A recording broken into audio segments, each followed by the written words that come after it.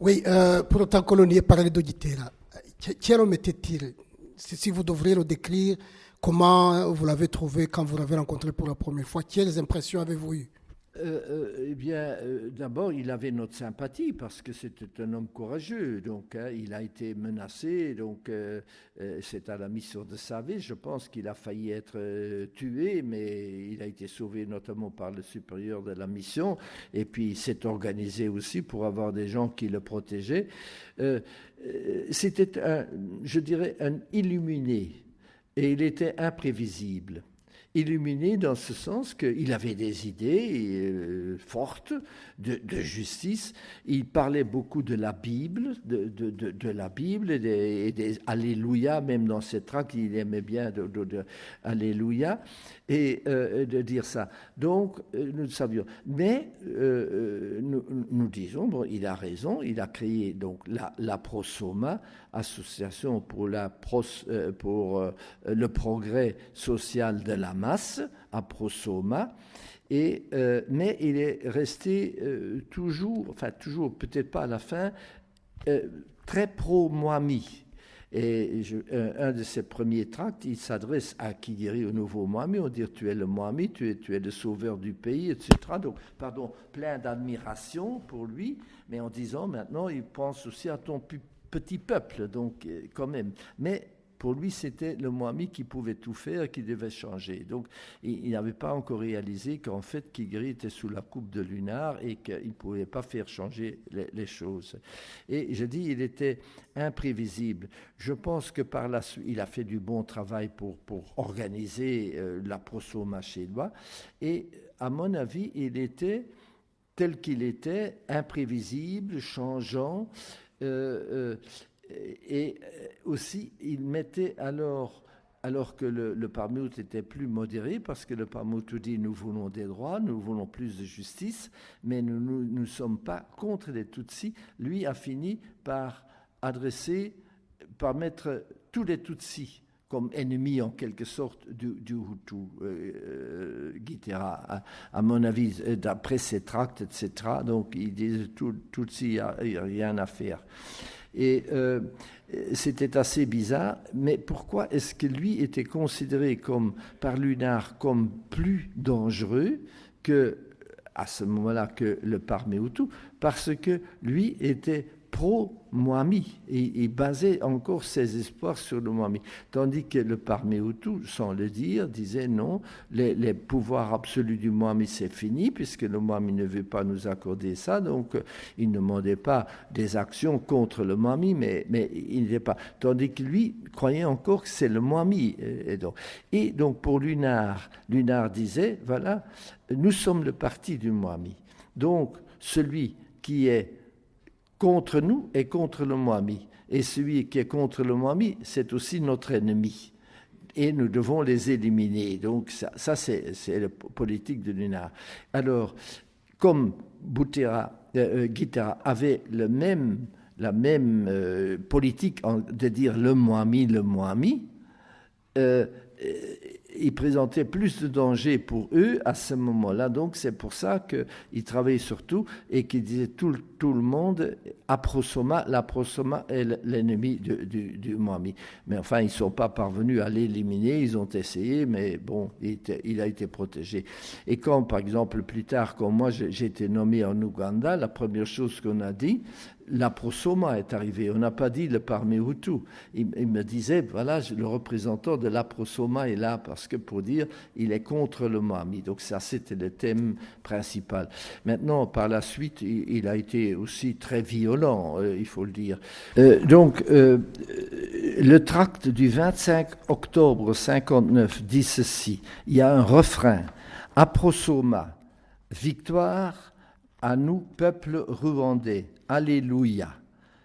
Profitariste, échec à vous et pour jamais. À bas Lunar, à bas Rader, dis donc, ingrat, à bas. Ils furent toujours, pour l'œil blanc, la pupille, toujours l'objet de ces tendres soins. Voici qu'en toute reconnaissance, il le traite de voleur et d'empoisonneur. Donc il dit, voilà, vous avez été, vous, les préférés des Blancs. Et en récompense, vous les traitez maintenant de voleurs et d'empoisonneurs, parce qu'il disait que nous avions empoisonné le Moami Moutara, donc, etc. Alors que Guitera, dans un autre tract, il avait dit, c'est probablement Lunar qui a... Donc, voilà. Grâce aux Blancs, ils ont partout pourtant la puissance. Aprosoma, victoire à nous, peuple rwandais, Alléluia. Donc ça, c'est un tract de... C'est pour dire que parfois, ça n'était pas toujours rationnel. Je dis, c'est imprévisible parfois. Et alors, plus tard, alors qu'il disait, nous, nous sommes le parti du peuple, mais nous sommes pour le Moami parce que le peuple était encore pour, la masse était encore pour le Moami. Et il vivait dans cette admiration du Moami qui était la source de tout bien. Lui, donc, Alessandro, tandis que le Parmi-Hutu, alors très vite il a vu, et aux élections il a vu que lui n'a pas gagné, mais que c'est le Parmi-Hutu, et là il s'est tourné, et ça c'est le malheur du Rwanda, c'est que donc les Hutus, au lieu de coller ensemble, ils se sont séparés les uns, ils se sont combattus les uns comme les autres. Donc, et je pense que Guitera, il a une grande responsabilité là-dedans. Mais donc, il avait fait un tract, donc le tract aussi, un autre tract de Guitera, un amour sans retour est une pluie dans le désert. Donc, donc c'était ce tract-là où il alors met tous les Tutsis sous le même, donc sont tous les ennemis. Tandis que le Parmi-Hutu était Hutu, mais ils n'ont jamais mis tous les petits Tutsis, par exemple, aussi comme leur ennemi. Donc ils n'ont jamais dit ça, ils ont voulu le droit. Donc, pourtant Guitera parlait du menu peuple, et par le menu peuple, oui, il parlait tout le temps des Bagoufis, les Bagoufis, hein, donc les petits. C'était le petit peuple, c'était les Bahutus. Mais bien sûr, comme le petit peuple contre les Tutsis. Hein, donc voilà, oui. Il y avait ici donc, dans un tract autre, il accuse les féodaux d'avoir empoisonné le Moami Moutara III. Ainsi devenu Mutabazi. Donc lui dit que c'est Moutara III qui a été tué par les Tutsis et ainsi il est devenu Mutabazi. Et alors il met en garde le successeur, le Moami Kigri V, qu'il pourrait lui préparer le même sort. Donc Guitera dit ça, voilà, donc Moami, faites attention. Bien plus que le Parmi-Hutu, parti des Kaibanda, les activistes de Lunar s'en prendront ensuite à l'aprosoma de Guitera, parce que justement, il y avait ce jeu qui jouait et disait qui est le plus dangereux pour nous, pour Lunar, c'est l'aprosoma. Mais donc ce n'était pas suffisamment, je dirais, rationnel tel que c'était. Bon, au Parmi-Hutu, il y avait des gens comme Kaibanda, Makuza, bon, il y en avait Niyonzima, etc. Donc des gens quand même qui savaient y prendre et qui étaient modérés, qui n'ont jamais parlé de tuer des adversaires. Voilà. Donc, J'avais une petite question sur le manifeste des Bahutus, parce qu'on revient sur ce document, parce que actuellement, comme je vous disais, quand on lit l'histoire donc du Rwanda, avec ce qui s'est passé, le génocide qui a eu lieu en 1994 dans notre pays. Hein. Après, maintenant, vous savez, il y a certains qui développent et qui voient en tous les Hutus une certaine idéologie génocidaire. Mais qui veulent aller dater ça de l'origine du manifeste des Bahutus. Est-ce que ce document, que vous connaissez très bien, vous avez lu, vous connaissez les tenants et les aboutissants de ce document, il y a eu des avantages, il a eu des inconvénients. Qu'est-ce que vous pouvez nous dire par rapport à ça? Le fait que ce document a été rédigé, ce qu'il contenait, quels ont été les objectifs les positifs, les effets positifs du document du manifeste des Bahutus? Les détails, bien sûr, j'ai connu, puisque donc, une délégation est venue me le remettre en tant qu'administrateur de Nyanza, donc quelques jours après la publication. Et donc, je l'ai bien connu, lui, mais je ne l'ai pas en tête en détail. Je sais que le but était simplement dire le pays avance, le progrès est là, mais nous voulons participer, nous, au progrès. Il n'est pas juste que ce soit tous des Tutsis et que nous sommes limités, que nous n'avons pas droit au pouvoir, donc pas des juges, pas des chefs, des sous-chefs, nous ne sommes pas dans le Conseil supérieur du pays. Surtout, nous voulons le problème des terres, c'était le premier et le principal. Il faut que nos propriétés que nous avons ne soient à nous pour que nos enfants puissent se marier, avoir des enfants et avoir les terres. Et éventuellement, il faut que des terres qui sont vacantes nous soient accordées. Il y avait l'Ubukonde, etc. Donc ça, c'est l'essentiel.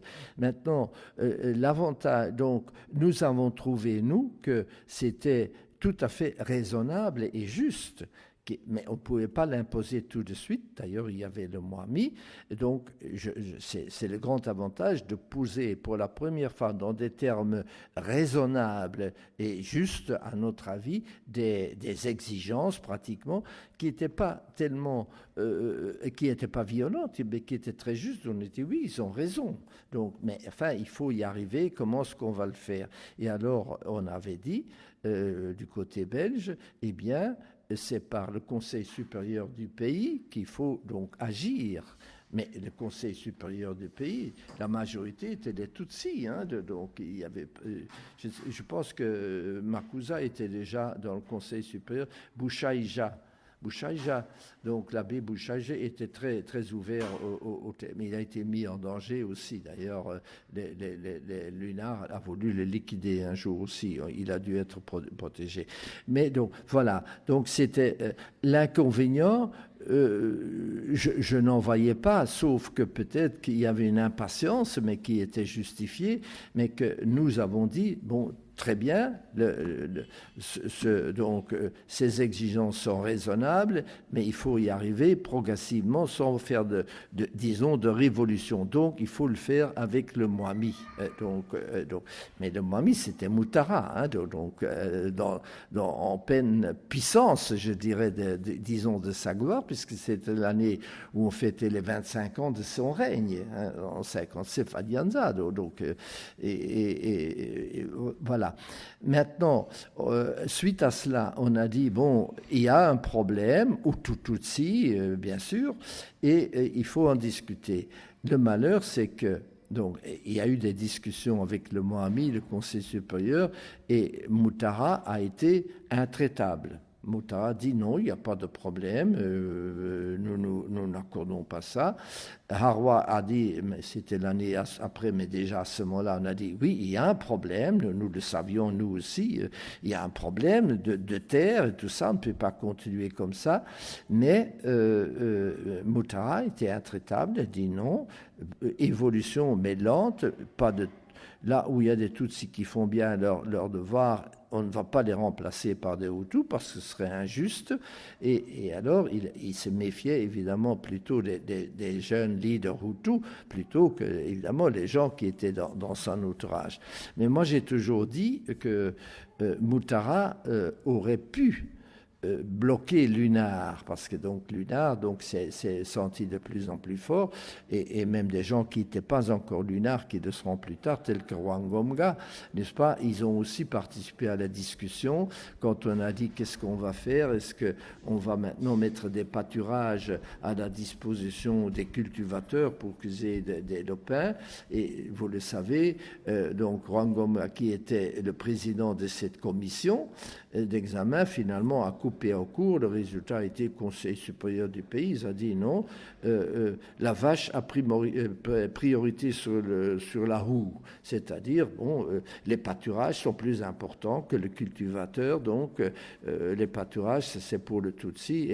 Et voilà. Donc, c'était une fin de non-recevoir. Ce qui a fait aux autres, ils ont dit, mais voilà, nous avions un manifeste qui était raisonnable. Nous n'aurons jamais gain de cause puisqu'on nous refuse plus même cela. Et voilà, donc nous allons nous organiser et en partie pour faire pression. Et là, je pense que les mutualités chrétiennes de Belgique ont encouragé en tout cas Kayibanda pour dire, voilà, vous avez raison, il faut l'Église catholique aussi, je pense Monseigneur Perraudin également était là, aussi plusieurs prêtres, même Tutsis, ils ont dit oui, il faut quand même avancer. Mais enfin, ça a été bloqué là-bas. Et nous trouvions personnellement, je trouvais aussi que c'était raisonnable, mais qu'il fallait donc petit à petit avancer. Je dois dire, alors quand Logis est venu, parce que ça il faut le dire aussi, Logis est venu et il a dit, donc voilà, donc je vais mettre fin. Prudhomme, c'est pour ça qu'il a été éliminé très rapidement, était un peu comme moi. Prudhomme disait, oui, mais les Tutsis ont bien travaillé avec nous. On a fait du progrès au Rwanda et tout ça, mais on ne peut tout de même pas sanctionner des chefs Tutsis qui ont été côté élite par nous, qui sont excellents parce qu'ils sont Tutsis. Et Logis a dit non, il faut absolument, sinon on ne change rien. Il faut, moi je trouve que le manifeste de Bahutu, c'est ma Bible, c'est ce que Logis a dit un jour, c'est juste, donc il faut l'appliquer. Donc Prudhomme ne comprenait pas, dit oui, mais enfin on ne peut pas le faire. Et on ne peut pas tout de même écarter le Mwami, puisque c'est le roi du pays, et qu'est-ce que dira l'ONU? Et Logis a dit, en bon militaire, écoutez, je dois rétablir, j'ai une mission, celui qui s'oppose à ma mission, c'est le Mwami, puisqu'il ne veut pas, eh bien alors j'agis contre le Mwami. On le met en résidence surveillée, on n'a pas dû le faire, sauf plus tard peut-être. Mais là, j'ai assisté avec lui aux discussions à Kigeri, toutes les discussions pratiquement. Moi, j'étais là, j'ai pris les notes et Kigeri était comme un petit garçon, mais il avait les gens qui étaient derrière lui, qui le poussaient. Et même s'il disait au colonel, oui, je suis d'accord, bon, on va faire cela et je viendrai demain, on a surtout insisté beaucoup à ce moment-là pour dire, mais venez à Kigali, il faut vous installer à Kigali, parce qu'ici à Nyanza, vous êtes sous la coupe des vieux, tout ça, donc cette vieille féodaux qui sont encore là autour de vous, vous devez être libre de ça, vous voulez vous installer. Il disait oui, et le lendemain, les autres disaient non, jamais, et il disait non, j'ai réfléchi, je ne le fais pas. Bon, voilà, donc il n'y avait rien. Finalement, on a dit, on ne peut rien faire donc avec ce Mwami, donc nous devons aller de l'avant, mettons un conseil à côté de lui des différents partis, et lui sera Mwami constitutionnel, il signera donc ce que le conseil lui propose de faire, les lois et les changements, etc. Maintenant, je voudrais quand même dire aussi que un peu que pour nous, ce qui est important, et dans le cas de l'administration indirecte que nous appliquions, que nous avons été poussés par le conseil de tutelle. Il y avait un conseil de tutelle. Vous savez, j'avais commencé au départ de parler un peu d'historique pour arriver. Donc, la Société des Nations a confié à la Belgique donc la gestion du Rwanda-Burundi en compensation de ce qu'ils avaient donc combattu les Allemands, mais avec mission de les amener à donc l'indépendance beaucoup plus tard, parce qu'il y avait trois sortes de mandats. C'était la Société des Nations, mais il y avait une commission des mandats, c'était un mandat, ce qui a été plus tard transformé en tutelle, quand on a eu la Société des Nations a été remplacée par l'ONU après la Deuxième Guerre mondiale, et alors il y a eu la commission de tutelle, qui donc gérait en quelque sorte, qui exerçait la tutelle sur les pays qui avaient la tutelle dans le pays, sur la Belgique. Donc, c'est eux qui nous donnaient des instructions, ce que vous devez faire. Et ils disaient, il faut amener maintenant la démocratie et les amener vers l'indépendance.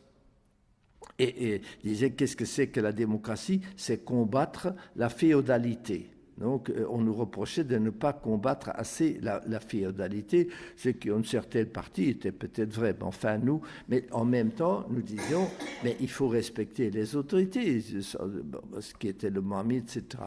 Et nous avions des difficultés. Et en 1947, après le manifeste, l'ONU a envoyé une mission de contrôle. Mais entre-temps, M. Jasper, vous pensez que si le mohammed, donc le roi, s'il avait accepté les revendications des Hutus qui étaient contenues dans le manifeste des Hutus, il n'y aurait pas eu de révolution populaire de 1959? Mais non, certainement pas. Non, parce que le peuple était encore avec le Mohammed, la masse. Peut-être autour, il y avait quelques illuminés, je dirais, comme Kaibanda, comme Guitera, tous ceux qui étaient autour, qui disaient, voilà, il faut changer, il faut avancer. Mais la masse ne suivait pas encore. C'est après la révolution des Hutus, quand ils ont vu que, voilà, maintenant, donc c'est Lunar qui vient nous attaquer, nous, et nous déposséder, que donc c'est devenu de plus en plus violent. Mais au moment même, non. Si le Mohammed avait eu le courage, et Muhtara, mais surtout Kigueri, mais déjà Muhtara, s'il avait dit, bon d'accord, j'accepte, probablement cela aurait fait qu'il n'y aurait pas eu de révolution ou tout. Parce qu'on aurait progressé ce que nous avions souhaité. Progressivement, on aurait dit, écoutez, le droit de propriété, nous l'accordons. Nous, là où c'est nécessaire, nous transformons donc des pâturages en terre. Nous allons veiller maintenant à ce qu'il y ait plus de Hutus, donc des chefs Hutus, par exemple, donc on a un chef Hutu, des sous-chefs, plus de sous-chefs Hutus, des juges Hutus. Si Muhtara n'a pas voulu. Alors là, il faut dire aussi, Muhtara où il s'est endurci, c'est en 58, il est allé en Belgique pendant 3 mois pour l'exposition mondiale. Je l'ai vu 2 fois en Belgique à ce moment-là, et lui-même l'a dit. Là, il a été approché par des partis politiques, surtout communistes, etc., qui a dit, mais il ne faut pas vous laisser faire, vous êtes le roi, vous ne vous laissez pas faire, donc par les politiciens belges, vous avez le droit, il faut demander, et sinon vous faites une révolution, et on vous aidera, on vous soutiendra. Moi-même m'a dit, je ne suis pas, quand il est revenu, mais ça c'est déjà en avril 59, parce qu'il m'aimait bien, enfin je m'entendais bien avec lui.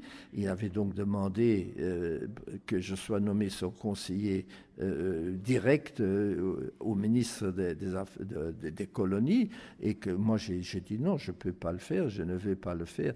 Mais donc là, je l'ai vu, il a dit en Belgique, maintenant c'est changé, on ne me respecte pas alors que je suis le roi, nous allons vers l'indépendance, et voilà, je veux que ça change, mais donc je ne veux plus accepter les autorités. Il en voulait à Hawa aussi, et il disait avec Hawa, je ne change plus. Un roi qui avait dit il y a un problème Hutu-Tutsi au Rwanda, et il y a un problème qu'il faudra résoudre, et lui a dit mais il n'y a pas de problème, dans mon pays tout est calme, les gens sont calmes, les gens sont pour leur Mohammed, et il n'y a que quelques meneurs Hutus qu'il faut. Vous savez d'ailleurs, puisqu'on parlait de Guitera, Guitera a travaillé un peu seul, hein, parce que le parmi Hutu est allé en délégation discuter avec le Mohammed et le Conseil supérieur du pays sur justement leurs aspirations.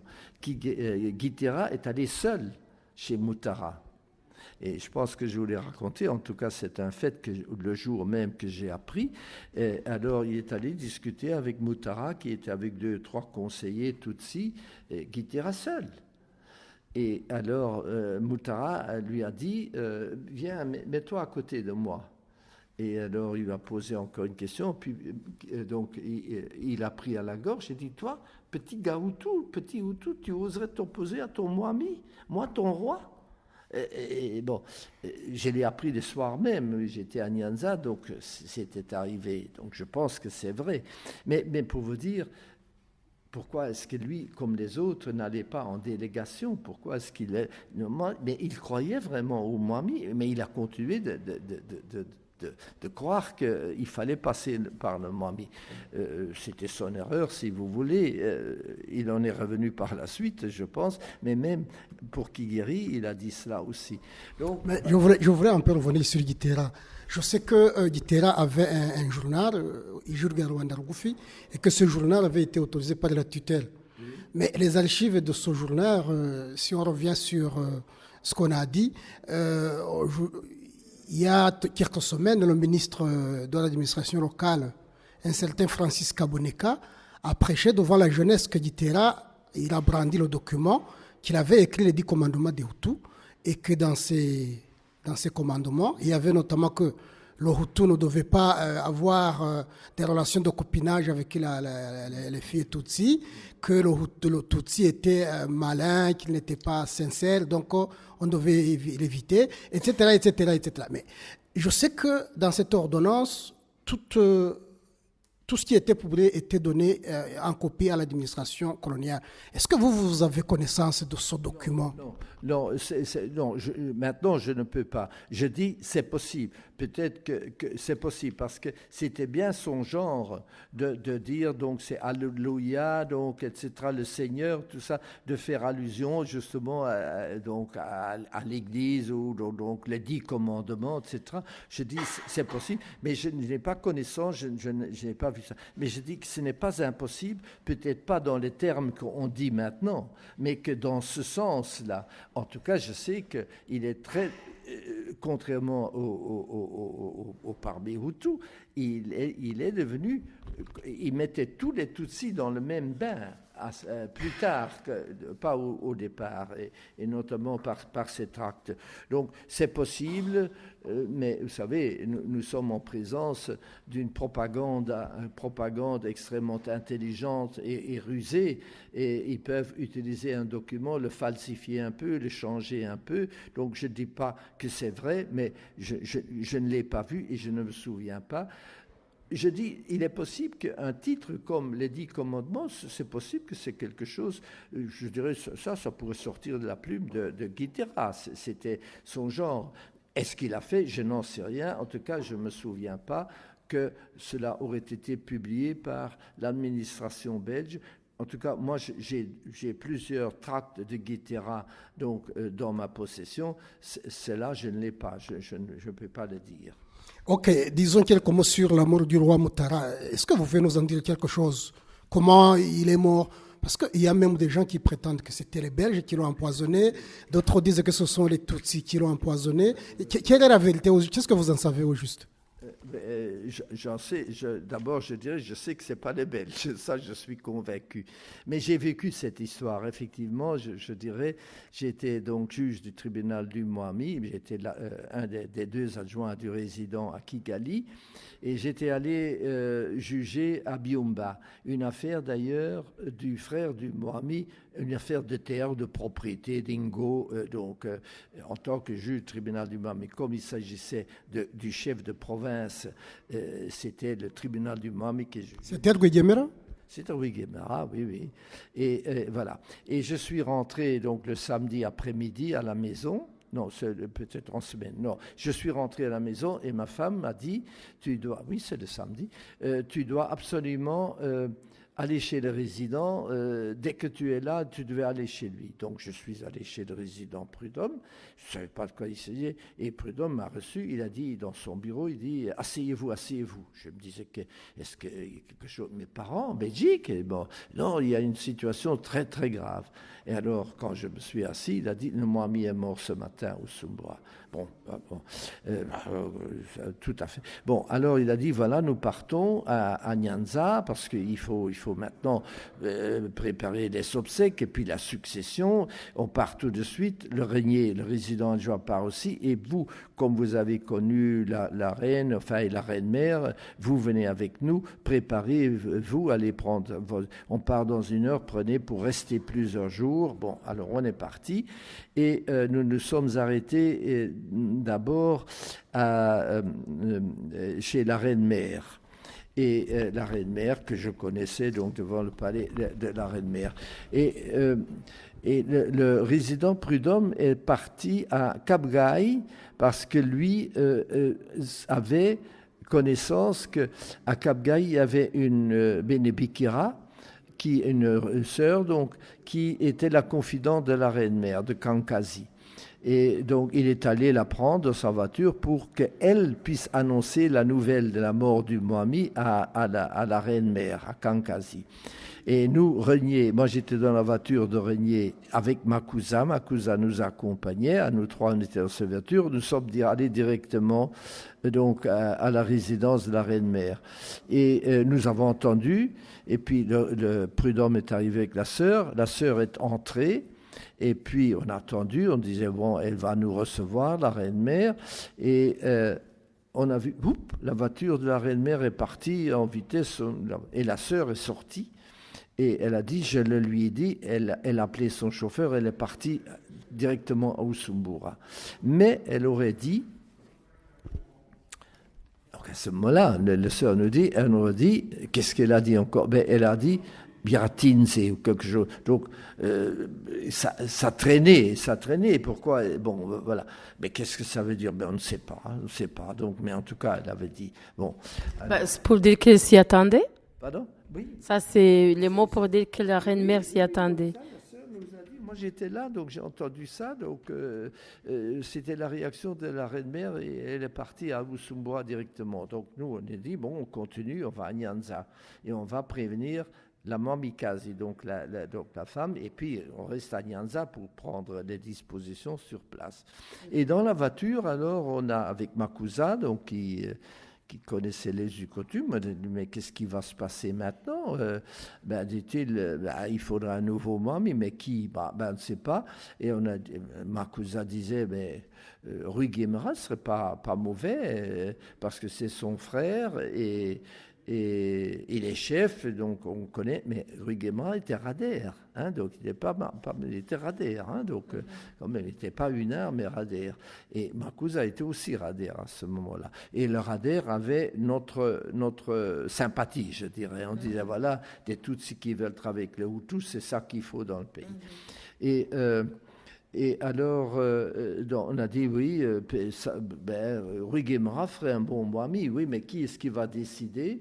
Eh bien, c'est sans doute, est-ce qu'il y a... Non, le Mwami, Moutara n'a pas fait de testament, donc c'est probablement le Conseil supérieur du pays qui va délibérer, et ce serait peut-être bien que ce soit donc Rui Guimara qui soit Mwami. Mais on ne savait pas.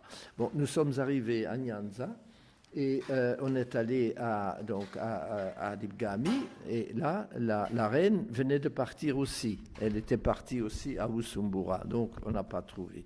Alors, Prudhomme a fait convoquer Monseigneur Pérodin, et celui qui est arrivé d'abord, c'est... plus tard, Monseigneur l'abbé Kagame, qui était au Miru. C'était un quoi qu'il était prêtre, mais enfin, disons, un Umbiru, il connaissait... Et ce qui m'avait frappé à ce moment-là, c'est que lui dit, oui, bon, le Mwami, oui, mais où est-ce qu'on va l'enterrer? Paraît-il, il y avait près de Kigali, quelque part, un endroit où on avait enterré des Mwami, mais Kagame dit non, je pense que c'est ici, à Mima, qu'on devait... Bon, voilà. Et alors, il a demandé à 3 reprises aux résidents, mais est-ce que le Mwami vous a donné un testament? Peut-être que vous, en tutelle, vous avez quelque part un testament. Mais Prudhomme a dit non, jamais. Il n'a pas fait de testament. Et ben nous, on n'a rien. Ah bon.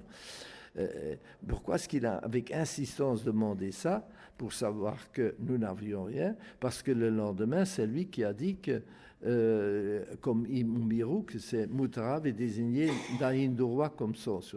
Mais s'il savait ça, il ne devait pas nous demander. Mais comme il savait que nous n'avons rien qui puisse le contredire, il était libre. Donc voilà. Donc je tiens à souligner la chose. Mais bon, alors on a été là et on ne savait pas très bien ce qui s'est passé.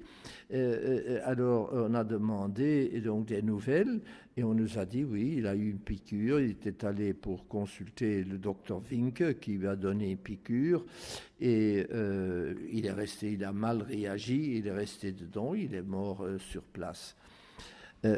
Voilà. Il est vrai que 3 jours avant ou 4 jours avant, il m'avait dit que je vais peut-être mourir, mais il y en a beaucoup qui mourront avec moi. Moi, je n'avais pas fait attention de ce que ça veut dire.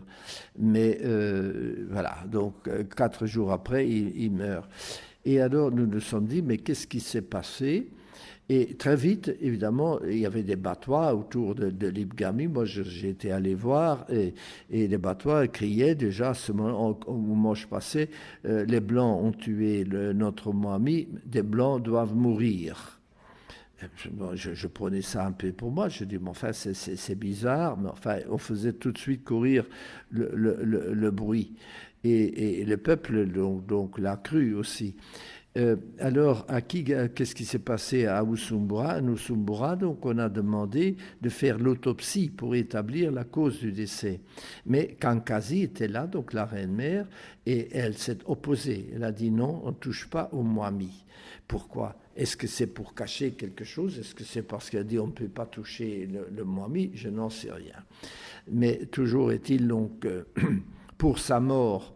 Donc c'est étonnant parce qu'il était bien portant et il a une piqûre, c'est fini. Donc évidemment tout de suite, surtout les gens de Lunar et tout ça, ils ont dit c'est les Blancs qui vont donner la piqûre. Moi je ne le crois pas parce que ce n'était pas dans notre intérêt. Le Moami était le seul.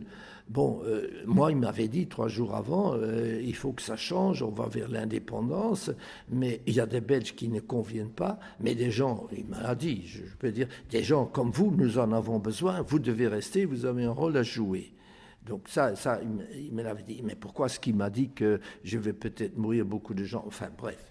Et donc, ma cousine nous avait dit, oui, il y a une théorie comme quoi, quand le pays est en danger, donc le Moami ou un grand prince, mais aussi le Moami, s'il va mourir, pas dans son pays, mais dans le pays ennemi, donc il est Mutabazi.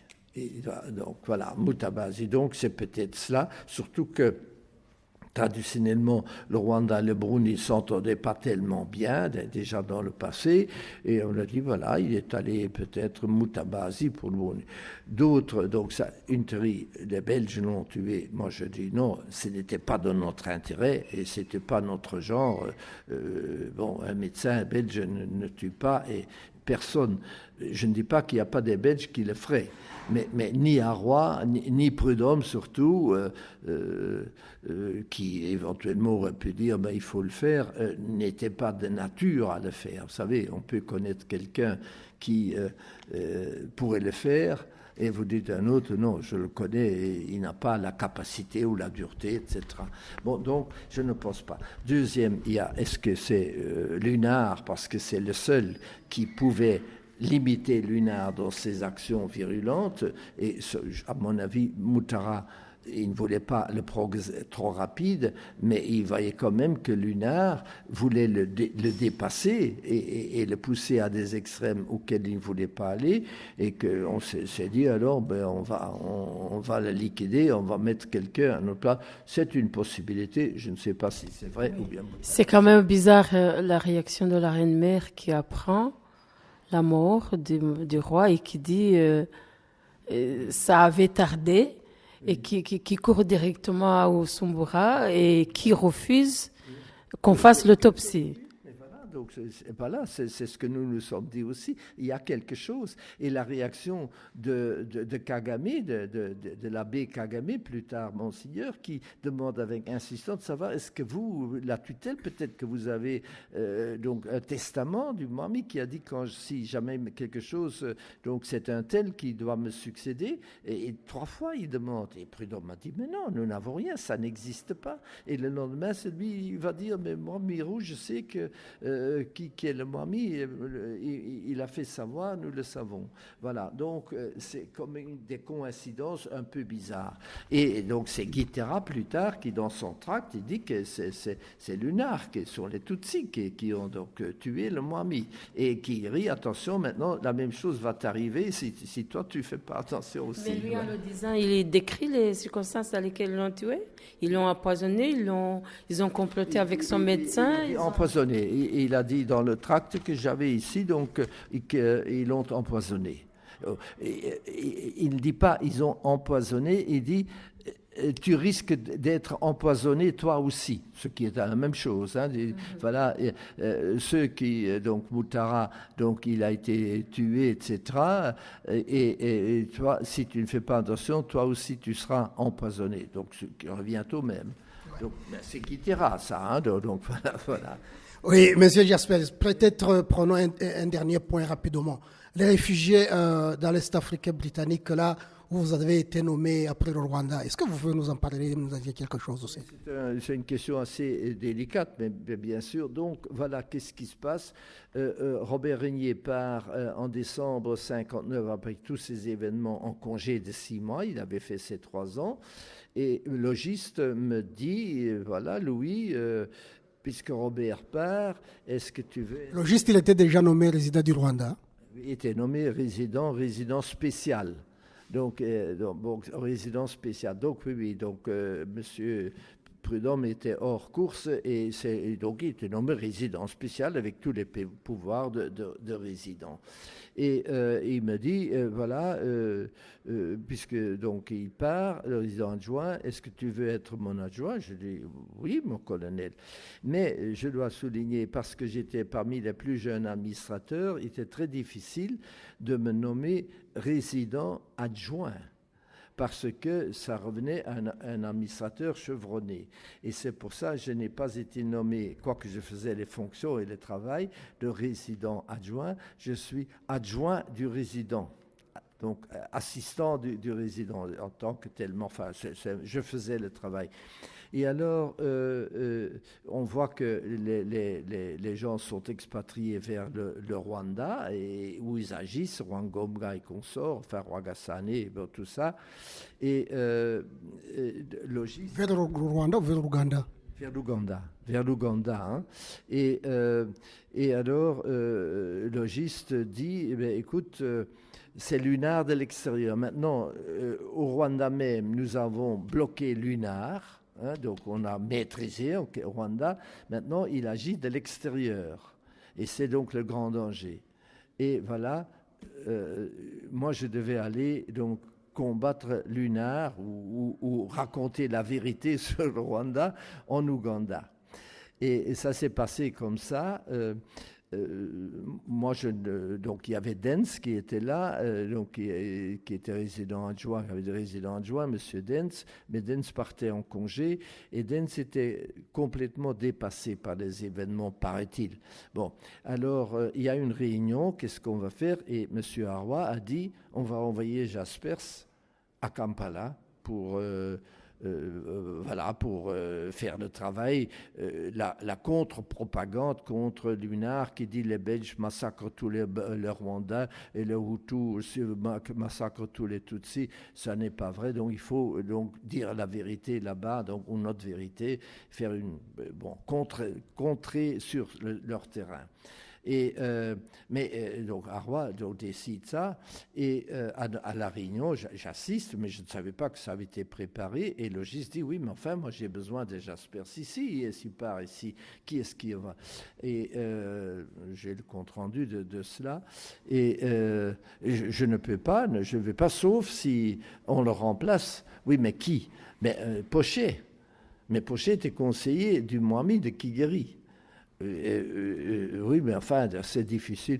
Non, alors, le giste a dit, c'est marqué, écoute, le conseil du Mwami, Kigeri est quand même pratiquement mis à l'écart, il n'y peut plus rien, et Pochet n'est pas utile, il ne sera plus utile ici, et on mettra quelqu'un d'autre auprès de Kigeri, M. Reinhardt, qui connaissait bien le Kinyarwanda, qui avait été mon adjoint. Bon, voilà, c'est décidé, il faut le faire tout de suite, donc voilà. Donc je suis parti à Kampala. Dès que je suis arrivé, il y avait un article dans la presse, la Prosoma est arrivée, le grand chef de la Prosoma est arrivé, c'était moi. Donc c'est l'article général, donc pour dire. Bon, alors très vite, et je connaissais... depuis donc le jubilé du Mwami de 57, Vincent Rodriguez, une délégation était venue de l'Ouganda. Et moi, j'étais administrateur de Yanza et j'ai vu ça. Et ils sont aussi venus chez moi parce que nous avons donné un cocktail à la maison pour le Mwami, le kabaka, etc. Donc à la maison. Et il m'avait dit, mais si vous venez aussi chez nous, nous dire bonjour. Il y avait notamment Igiro, qui était un étudiant à l'université Kampala. Et nous avions sympathisé parce qu'il venait chez moi et bon, il me parlait de ça. Et voilà, la première chose que je fais, c'est prendre contact avec Igiro. Mais je ne savais pas qu'il était unariste, pas encore, mais je le connaissais comme ça. Et très vite, j'ai vu que, bon... Alors, ils ont dit, voilà, mais on a besoin de vous, il faut nous aider. Et il y avait effectivement, donc cette association des Abadahimuka. Je ne savais pas encore à ce moment-là que le nom avait une signification parce que dans l'histoire du Rwanda, du temps de roi Bugizir, il y avait déjà une secte ou une association Abadahimuka qui était pour défendre le Rwanda vers l'extérieur, etc. Et donc c'était ça, Abadahimuka. Il y avait donc des étudiants, mais il y avait aussi déjà un administrateur assistant rwandais, mais en Ouganda, au Buganda, qui était là, et plusieurs Bahutus, parce qu'il y avait beaucoup, 10% de la population étaient des Hutus, hein, du Rwanda, des Rwandais. À l'époque, ils étaient 6 millions en Ouganda, et il y avait 10%, 600 000 Bahutus, enfin des gens qui allaient, soit qui habitaient là, soit qui allaient travailler pour avoir l'argent de l'impôt et revenir au Rwanda, donc il y avait ça, la main-d'œuvre. Et il y en avait plusieurs qui étaient dans les Abadahimuka. Et je suis venu avec les Abadahimuka, ils m'ont bien reçu. Et il y avait un projet à ce moment-là pour 1 million de francs que nous allions leur construire, le Rwanda-Burundi allait leur construire un centre social où ils pouvaient se réunir. Il y avait déjà une salle que le Kabaka donnait à leur disposition, mais on a dit non, on va construire ça. C'était le projet. Et de droit, en quelque sorte, le représentant du Rwanda-Burundi que j'étais, l'attaché colonial, était président d'honneur ou quelque chose là. Et par moi, donc cet argent devait venir. Et j'ai été à leur réunion. D'abord, ça allait bien, et puis je voyais très vite qu'ils menaçaient et disaient oui, vous Belges, vous massacrez les Hutus et surtout les Tutsis. Oui, mais aussi les Hutus, parce qu'ils disaient voilà, tout le monde, hein, les Hutus qui sont avec le Mwami, vous les tuez aussi. Ben, j'ai dit ben non, c'est pas vrai. Enfin, c'était la politique. Et alors, bon, ça a continué, c'était difficile. Bon, et alors, je sentais, bon, et ils étaient aussi Abadahimuka avec les Barundi. Les Barundi étaient également dans ce parti Abadahimuka.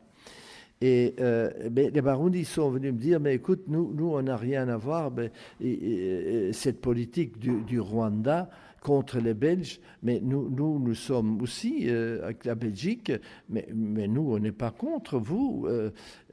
J'ai dit, oui, mais vous faites...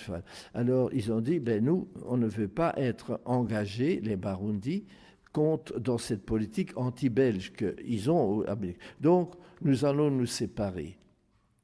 Et l'armée Beka m'a dit que moi, je les ai poussés à se séparer. Ce qui n'était pas vrai. Eux, ils ont dit non, nous voulons être à part et plus dans la politique anti-belge. Ils n'étaient pas tellement pro-belge, mais enfin, ils ont dit ça nous a... D'ailleurs, j'ai reçu la visite de Rwagasore. Et Rwagasore les Barundi ou des Barundi sont venus me dire, vous savez, Rwagasore vient régulièrement ici, il est beaucoup avec Nyerere, mais ici, mais lui est anti-belge aussi au Burundi, et ici dit, il faut rien faire avec le consul de Belgique, donc avec moi. Donc, non, c'est un de ces Belges qui nous a envie vers l'indépendance. Donc, il me disait ça, il nous met contre vous. Bon. Alors, Rwagasore, je devrais raconter ça un jour si je fais mon affaire sur le Burundi, me demande un entretien. Évidemment, je le reçois volontiers, je ne le connaissais pas, il vient chez moi et me dit « Ah, mais je sais que, vous savez, vous faites beaucoup pour les Banyarwanda et pour le Barundi, et je leur dis qu'ils doivent bien écouter vos conseils. » Alors que c'était juste le contraire. Mais enfin, ça, c'était les jeux, bon, je l'espère. Et puis, il me dit « Mais écoutez, j'ai besoin, est-ce que vous avez 5000 shillings à me prêter, etc. » Bon, vous voyez, je dis non, moi je n'ai pas d'argent, moi je ne fais pas de politique ici, non, je n'ai pas d'argent, à vous distribuer comme ça. Là c'était fini, hein, donc il est parti. Moi je savais ça, il a essayé. Bon, voilà, donc ça c'est Rwagasore, peut-être que je raconterai ça un jour, parce que j'ai quand même ensuite au Burundi eu pas mal de choses. Mais voilà, et alors les Bahutu me disait, mais écoutez, nous on ne veut pas que on nous monte contre vous, et surtout, nous n'avons droit au chapitre, ce sont des Tutsis qui crient les Hutus au Rwanda. Mais je dis, mais non, c'est pas vrai, au contraire, au Rwanda, maintenant, il y a des Hutus au pouvoir, mais donc c'est beaucoup mieux, etc. Et j'avais donc les Mvao, tout ça, à distribuer. Donc j'ai dit voilà, et de plus en plus ils l'ont demandé. Et puis ils sont venus me dire un jour, je pense que c'est assez rapide, mais nous on va quitter l'Abba de Memuka parce que justement ils sont contre nous et nous allons faire notre propre parti. Et là j'ai dit, mais vous avez raison, c'est votre droit, et voilà, et on vous aidera, comme on est l'Abba de Memuka, donc on vous aidera aussi pour avoir un local. Et nous avons un hangar dans lequel donc, ils ont fait leur réunion. Et donc, ça allait bien, mais c'était des gens, bon, oui, c'était des boys, etc. Mais enfin, donc, des Hutus qui travaillaient là, mais qui ont dit, bien, nous, on a marre de se faire dire, écraser là-bas et de dire que les Belges ne sont pas ceci. Et très vite, ils ont alors eux-mêmes pris contact avec le Rwanda. Et comment s'appelait l'association de ces Bahutus? Bahutu Association. Bahutu Association. Et alors, les Abodimoka ont porté plainte auprès du gouverneur de l'Ouganda, mais avec lesquels je m'entendais très bien parce qu'ils avaient des problèmes, c'était un protectorat, mais ils étaient avec le Kabaka, ils étaient déjà aussi en tension, puisque l'indépendance était en vue là-bas aussi. Mais je m'entends bien avec eux, et ils ont porté plainte, ils ont dit, voilà, Jaspers ou le Belge ici, il sème la division, il crée un parti politique. Et bon, alors les Anglais m'ont interrogé, ils disent voilà, il paraît que vous troublez l'ordre public et vous créez. Ben, j'ai dit non, pas du tout, mais voilà, ces gens ont dit ben, nous voulons faire notre propre association, ben, c'est leur droit, mais oui, c'est leur droit. Et alors ils ont demandé une entrevue avec le gouverneur pour porter plainte contre moi. Et je me souviens, donc j'ai raconté ça, et alors. Le gouverneur, His Excellency, H.E., comme il disait, son excellence, le gouverneur, a répondu, mais qu'est-ce que quelle preuve avez-vous? Ben oui, voilà. Ça, ce sont les Abadahemoka qui vous accusaient. Qui m'accusait auprès du gouverneur. Il demandait mon expulsion parce que j'avais créé un parti politique, j'étais un danger pour l'ordre public, etc. Et la réponse du gouverneur était et nous voulons une audience. Et le gouverneur a fait répondre par son chef de service ou quoi, son représentant, His Excellency is not convinced. Son Excellence n'est pas convaincue de vos arguments, puis c'est fini. Donc, pas d'audience, pas de choses contre. J'ai raconté ça parce qu'au même moment, au Burundi, au Rwanda-Burundi, à Bujumbura, Haroua avait des problèmes avec une association ou un cercle de femmes prostituées, des prostituées, qui trouvaient que les taxes étaient trop importantes. Et elles ont exigé d'avoir une entrevue avec Haroua. Et Haroua les a reçues avec un conseiller. Et il a dit, bon, ben, très bien, je vous reçois. Et mon assistant va examiner votre problème. On va voir si on peut vous donner satisfaction. J'ai dit ça, regardez, le Britannique et le Belge, administration indirecte, l'un et l'autre. Les Britanniques, c'était beaucoup plus clair, plus autoritaire. Nous, on faisait comme un... Enfin, bon, voilà. Mais donc, à ce moment, alors, Abadé Moka n'était pas content. Les gens venaient me dire qu'ils avaient convoqué une réunion extraordinaire pour discuter de mon expulsion comme président d'honneur ou président d'honneur ou président honoraire du comité, mais je n'étais pas invité. Alors, ils avaient cette réunion, je pense que c'est un dimanche matin, et des Hutus, des gens qui sont venus me le dire, voilà, donc ils font une réunion, mais je dis, je ne suis pas invité, donc au moins, ils devraient m'entendre, etc. Et suivant les statuts, je peux y être.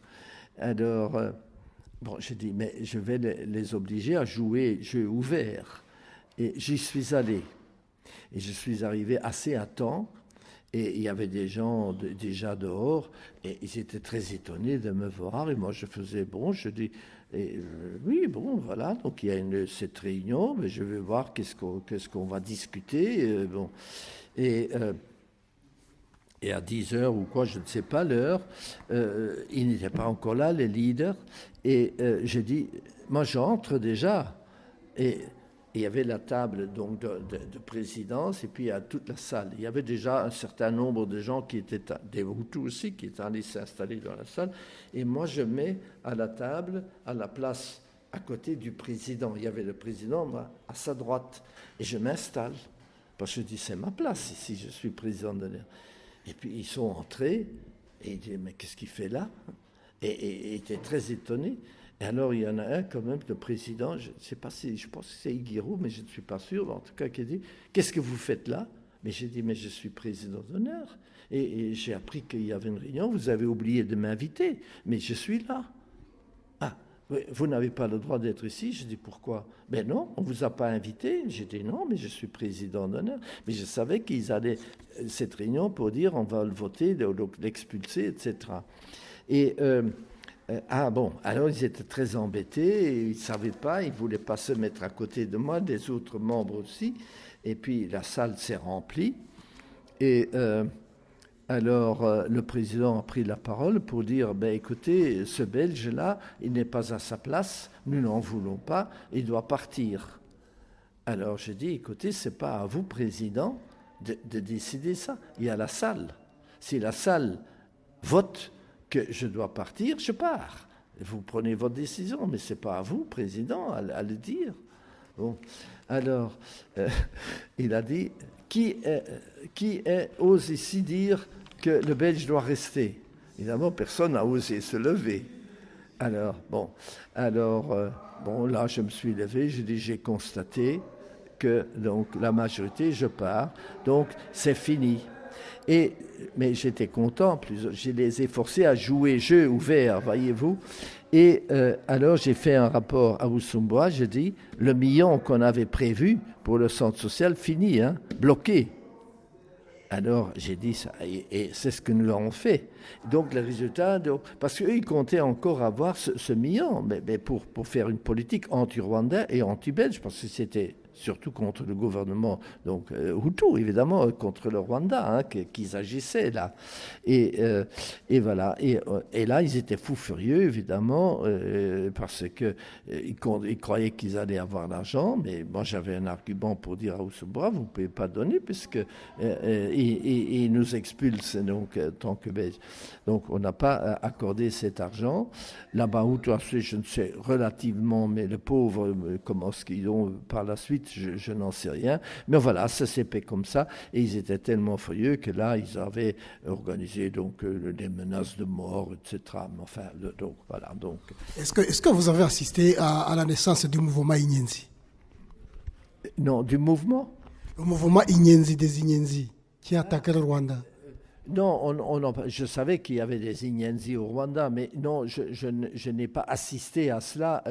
Eux, ils faisaient déjà des attaques au Rwanda, mais non, je n'ai pas assisté, je n'ai pas connaissance de cela vraiment, qui le faisait, etc. Non, ça certainement pas. Mais des menaces, oui, qui m'étaient adressées. Et alors, très vite, j'ai obtenu du Rwanda qu'il m'envoie un adjoint rwandais. Et nous avons eu Pamo qui est arrivé, et Otto Russing Zidandekwe est venu aussi, mais il n'est pas resté très longtemps. Et j'avais plaidé, et j'avais fait une lettre à Bonyemutwa, que j'avais connu quand il était sous-chef administrateur, qui a été le premier président, donc intérimaire, mais enfin premier président du Rwanda.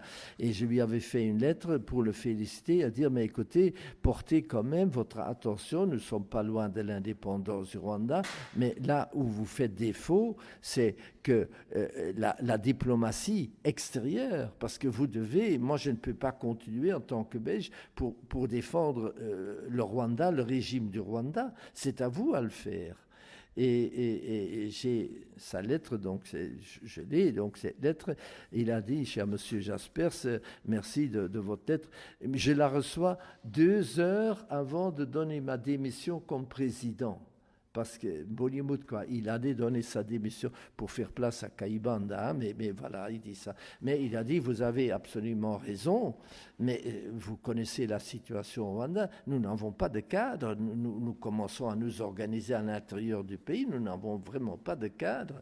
Et alors, j'ai eu Kabwa aussi, un Hutu qui est venu, mais qui n'a pas été très heureux. Et alors, mais c'est surtout Passé qui a alors eu à subir les attaques des autres, des unaristes, parce que c'est lui qui était le représentant du régime. Et d'ailleurs, il avait directement, je l'écris parce que c'est comme ça, moi ça m'arrangeait bien, moi j'étais belge, donc il a pris le contact avec la Bahutu Association et les différentes. Et vous parlez de qui? Je venais de dire son nom. Non. Il y avait Kabwa. Il a terminé comme préfet à Tchangougou. Mhamo alors. C'est Mhamo Esdras. Esdras Pamo. Et Esdras Pamo, il a établi immédiatement. Il est venu et il a immédiatement, moi je suis fort bien entendu avec lui, mais il a eu les contacts directs avec le gouvernement rwandais. Avant, c'était tout passé par moi. Et j'étais toujours le chef, mais celui a pris ça, il avait aussi beaucoup plus d'informations du Rwanda, même avant moi parfois, et il a fort bien organisé les choses avec la Bahutu Association aussi. Alors à Masaka, on a créé une autre Bahutu Association. À Kilimbeman, c'était dans le Taureau. Là, c'est encore de mon temps. J'ai fait une réunion, ils ont dit on va créer une Bahutu Association ici aussi, mais en accord avec celle de Kampala, mais ça n'a pas marché, donc là-bas. Mais Masaka, c'était assez important. Mais donc, finalement, donc, moi, je ne devais plus tellement m'occuper de tout cela, mais je le suivais de loin. Mais donc, lui Esdras a fait du travail très actif. Une anecdote peut-être, et alors... le secrétaire d'État américain aux relations africaines est venu en visite dans l'Est africain britannique et aussi chez les Anglais. Et il y avait une réception. Moi, j'étais invité à la réception en tant que consul de Belgique, mais j'ai demandé au gouverneur de l'Ouganda que Esdras puisse venir aussi, mon adjoint. Parce que je dis, c'est quand même plus donc lui. Et alors, bon, il a dit oui, si vous voulez. Et alors, j'étais là, j'ai été présenté à Menon Williams, le secrétaire d'État, et puis, bon, le consul de Belgique. Et puis j'ai dit, voilà, mon adjoint rwandais, monsieur. Et alors c'était fini. Ça, c'était Wind of Change, qu'on me disait. Moi, je ne comptais plus. Ce qu'ils voulaient voir, c'est évidemment l'Africain, pour parler du Rwanda et pas de moi. Mais Esdras a très bien tenu ça, donc mieux que moi, je dirais. Mais enfin, c'était une affaire que ça m'avait frappé de dire, voilà, ces gens viennent faire une politique et ils doivent voir les gens donc, du Rwanda. Mais enfin, tant mieux. Et Esdras, donc, il a bien fait le travail. Je pense que je suis parti avant lui. D'ailleurs, moi, j'ai reçu alors instruction de mon gouvernement de ne plus rien faire, de ne plus avoir des relations avec les Rwandais, de laisser tomber.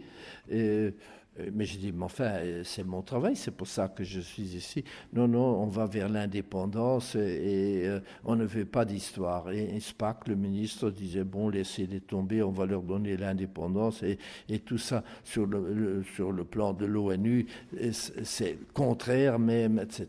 Bon, voilà, donc... mais j'ai senti là combien donc, les Bahutus avaient besoin d'avoir des informations du Rwanda que nous pouvions fournir par les Imvao, etc.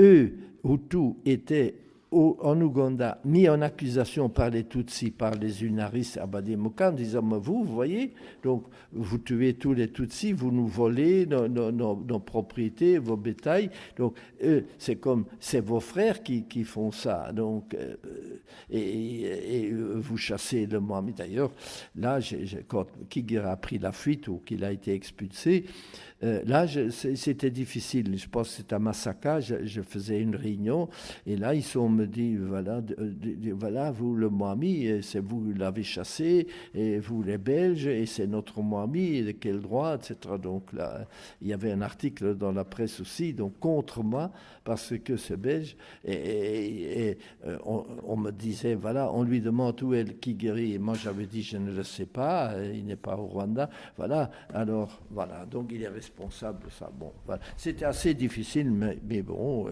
Mais une chose que je dois dire, donc j'allais voir dans les camps de réfugiés comment vivaient-ils, pauvrement, mais enfin, ils étaient quand même aidés, et nous avions un budget pour les aider.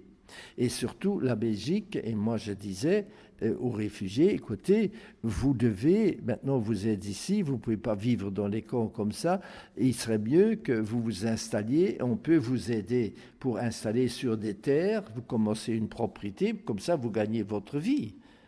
Et oui, mais où? Alors, le Kigezi n'en voulait pas.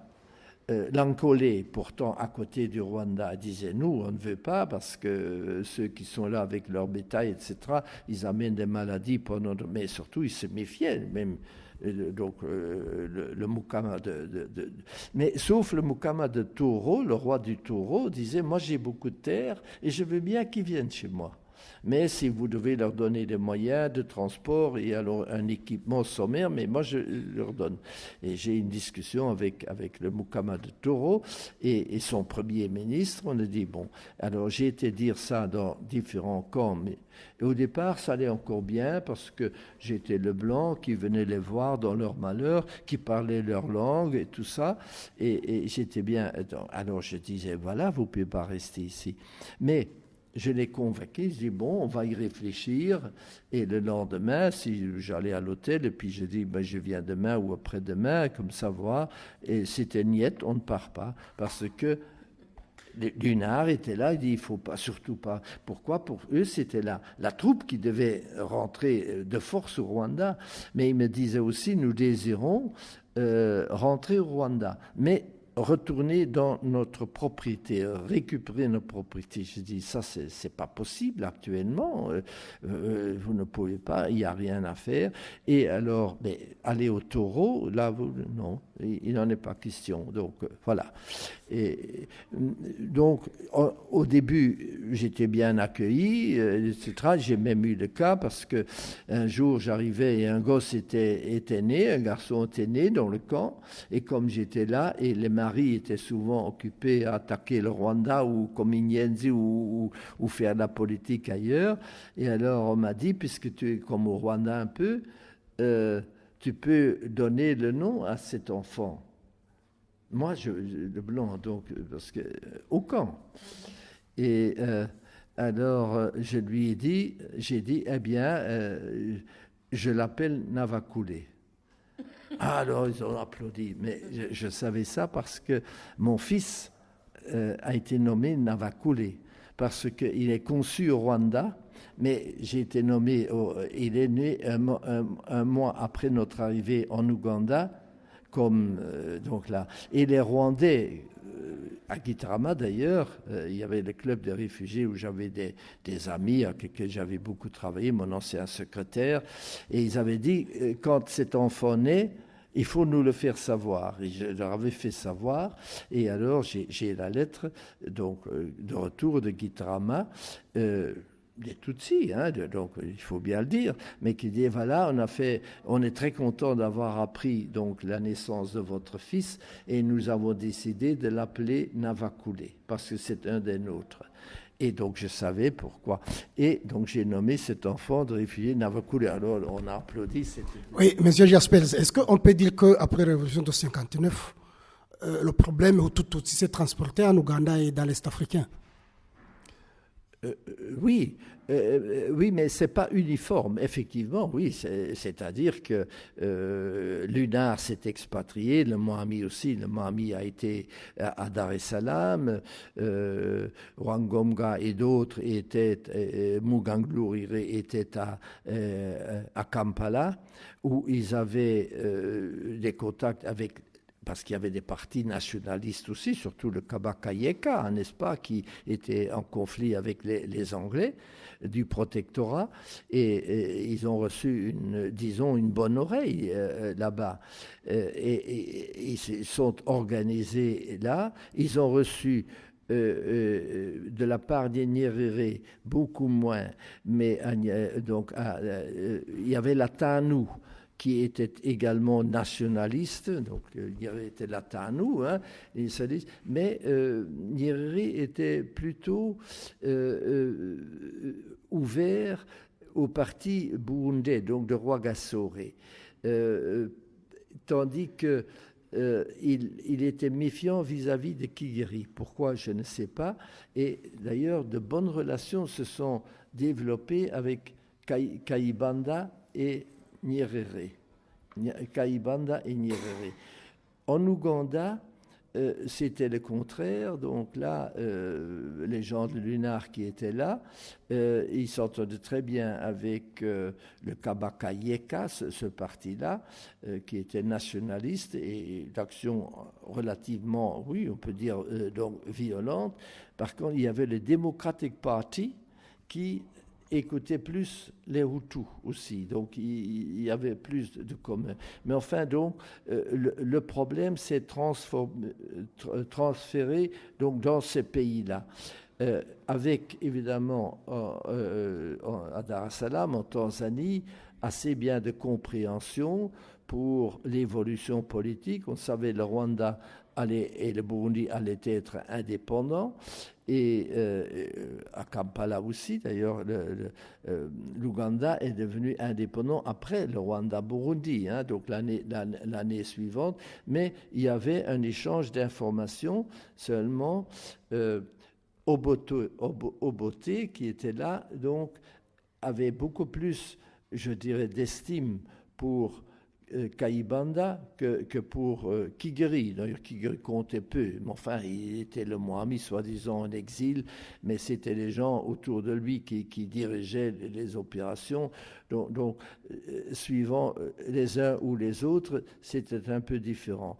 Nyerere a toujours eu l'espoir de reconstituer l'ancien colonie allemande, Deutsch-Ostafrika, c'est-à-dire, déjà dans ces années-là, il pensait à une espèce de fédération, la Tanzanie avec le Rwanda et le Burundi. Et Rwagasore a joué un rôle assez important et assez clair là-dedans. Mais vis-à-vis du Rwanda et Kigeri, ça ne prenait pas avec Nyerere. Nyerere n'aimait peut-être pas la royauté, je ne sais pas. Mais effectivement, ça s'est déplacé là-bas, et je me souviens très bien, je voyageais assez bien, et j'étais aussi allé voir dans ces années un évêque de Bukoba. L'évêque de Bukoba, qui était d'une famille princière aussi, le futur cardinal d'ailleurs, hein, mais à ce moment-là, il était évêque. Et comme il était du Karagwé, et donc il y avait les liens dynastiques d'ailleurs, Karagwé, le Bugesera, etc. Donc Kibungu était fort intéressé.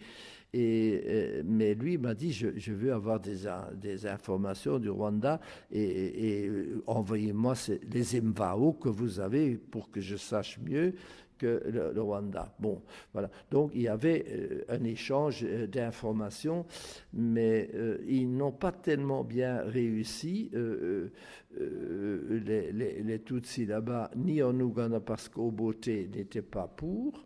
D'ailleurs, plus tard, vous verrez, Obote a été mis hors jeu par Museveni, qui avait, lui, l'appui des Tutsis qui étaient là, hein, donc qui sont maintenant au pouvoir au Rwanda. Hein, donc ça s'est dessiné déjà donc à ce moment-là.